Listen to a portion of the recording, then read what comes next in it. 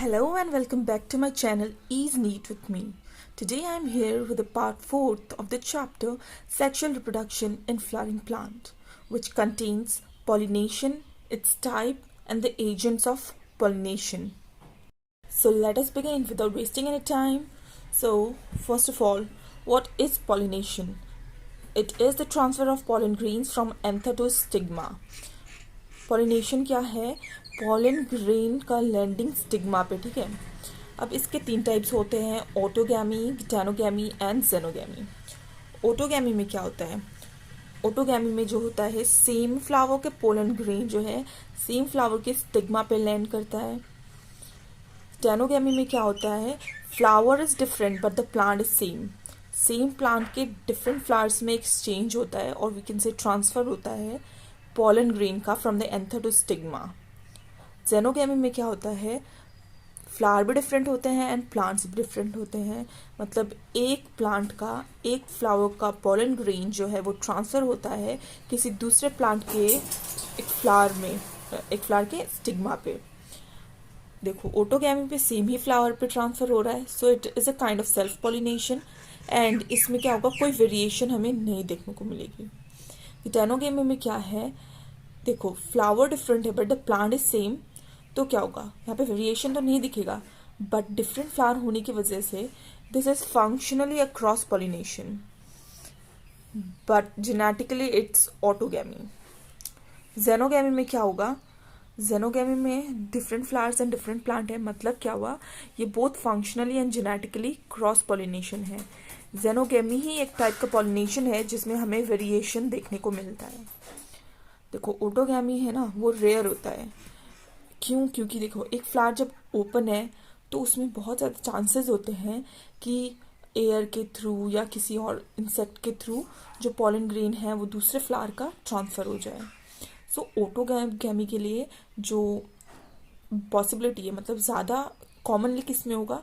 Cleistogamous flower में। अब flowers के 2 टाइप्स होते हैं, लेट मी एक्सप्लेन। देखो, फ्लावर्स जो होते हैं ना, इसको हम 2 टाइप, एक्सपोजर के लिए 2 टाइप में डिवाइड कर सकते हैं, चेस्मोगैमस एंड अनदर इज क्लिस्टोगैमस।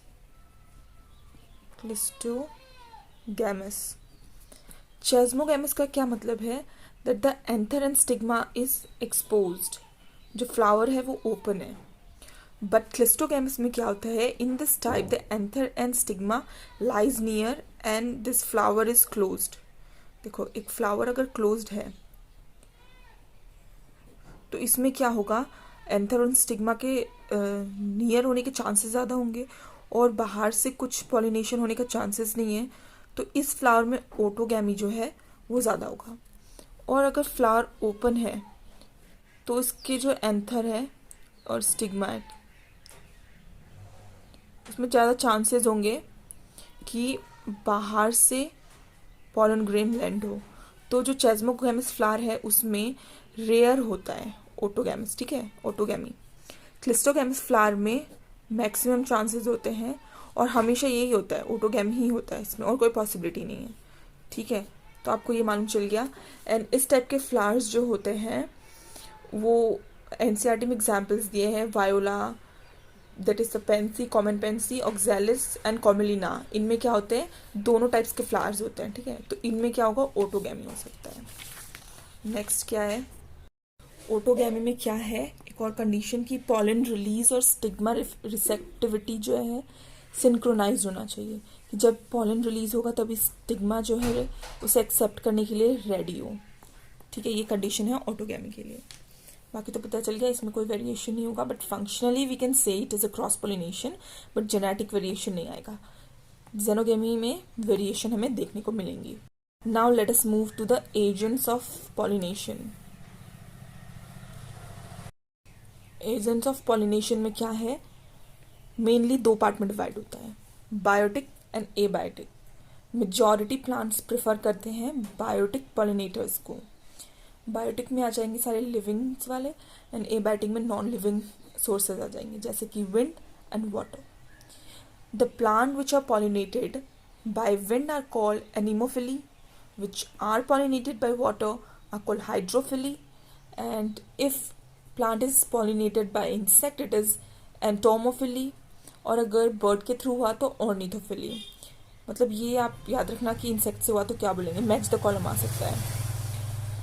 सो अगर इंसेक्ट्स के थ्रू होगा तो flower need to be colourful, उसमें क्या होना चाहिए, नेक्टर होना चाहिए, उसमें ओडोर होना चाहिए, जिसकी वजह से इंसेक्ट जो है अट्रैक्ट हो उसके थ्रू. वैसे ही विंड पॉलिनेशन के लिए पॉलन ग्रेन्स को लाइट होना चाहिए, नॉन स्टिकी होना चाहिए, ताकि वो विंड के फ्लो में स्टिग्मा तक पहुंच सके. Well posed and expose stamens होना चाहिए, है feathery stigma to catch the pollen grains. तो अगर स्टिग्मा फेदरी हुआ तो जो एयर और मतलब विंड के थ्रू जो पॉलन ग्रेन आएंगे उसको ये क्या करेगा, इजीली कैच कर सकेगा, स्टिक कर सकेगा. इनमें क्या होगा, have single ovule in each ovary, ताकि ज़्यादा लॉस ना हो, क्योंकि विंड पॉलिनेशन से चांसेस कम है. और एक चीज़ था, एबायोटिक में जो है मोस्टली विंड के थ्रू होता है पॉलिनेशन. इसके बाद क्या था, एग्जाम्पल्स यहाँ पे दिया है, कॉर्न कॉब एंड ग्रासेस. इसमें क्या होता है, ज़्यादातर विंड से पॉलिनेशन होता है. अब वाटर पॉलिनेशन को डिवाइड किया है दो पार्ट में. वन इज एपीहाइड्रोफिली एंड एक है हाइपोहाइड्रोफिली. इसमें क्या होता है, देखो एनसीईआरटी में एग्जांपल है विलिस्नेरिया जो कि आउटसाइड वाटर पॉलिनेट करता है, और जोस्टेरा जो है इनसाइड वाटर पॉलिनेट करता है. लेट मी शो यू, कुछ बनाकर दिखाने की कोशिश करती हूँ. देखो जैसे ये वाटर सरफेस है, ठीक है. विलिस्नेरिया में क्या होता है, इसमें जो फीमेल प्लांट है ना वो वाटर से ऊपर आ जाता है.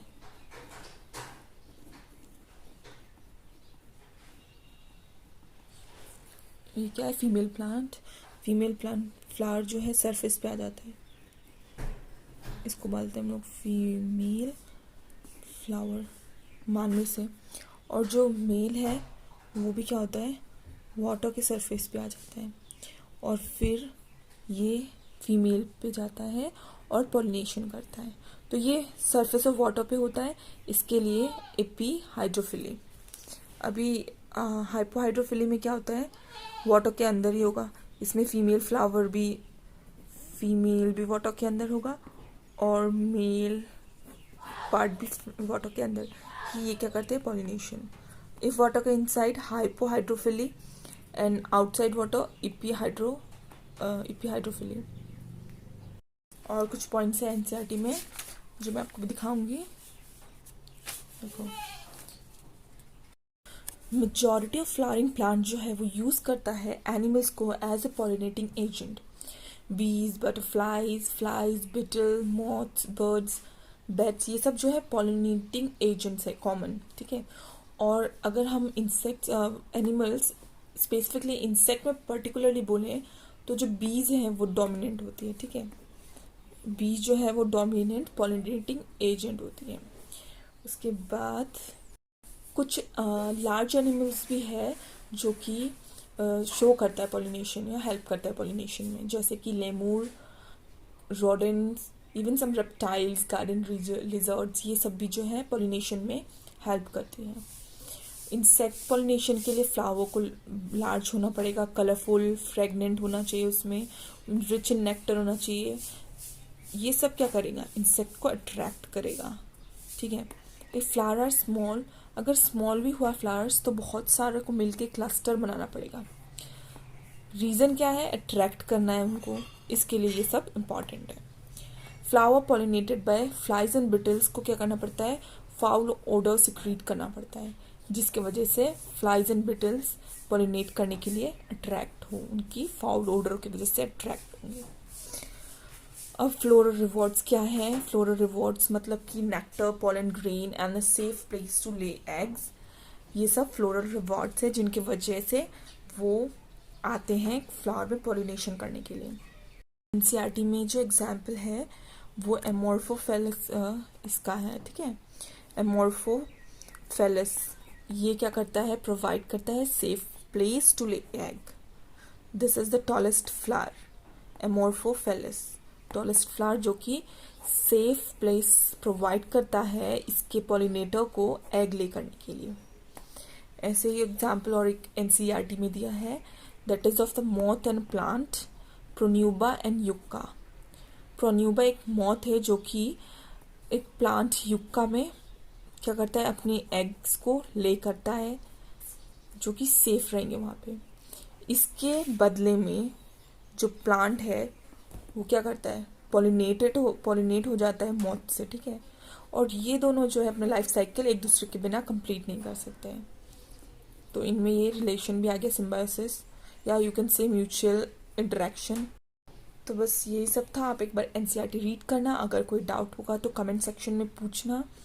एंड अब ये टॉपिक तो पॉलिनेशन का ख़त्म हो गया है। नेक्स्ट जो एनसीईआरटी में है आउटब्रीडिंग डिवाइसेस, वो नेक्स्ट वीडियो में पढ़ेंगे, नहीं तो ये वीडियो थोड़ा लंबा हो जाएगा। So thank you for visiting my channel.